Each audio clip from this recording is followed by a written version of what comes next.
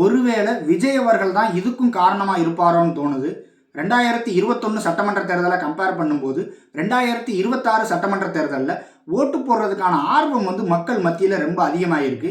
புரியும்படி சொல்லணும்னா 2021 சட்டமன்ற தேர்தலில் பதிவான மொத்த வாக்குகளோட எண்ணிக்கையே 4,63,00,000 தான்.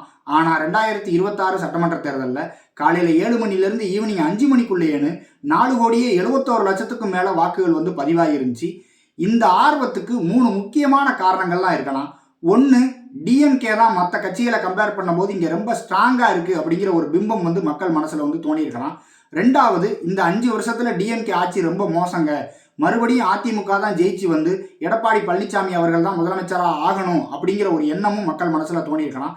மூணாவதா, இந்த 2 திராவிட கட்சிகளுக்கு மேலேயுமேனு எங்களுக்கு நம்பகத்தன்மையே போயிருச்சு. நேற்று விஜய் அவர்கள் மேலே தான் அரசியல் ரீதியாக எங்களுக்கு ஒரு அதீத நம்பிக்கை பிறந்திருக்கு. ஸோ அதனால எங்களுக்கு சீக்கிரம் போய் எங்களோட வாக்குப்பதிவை செலுத்திடணும் அப்படிங்கிற எண்ணம் மக்கள் மனசில் வந்திருக்கலாம்.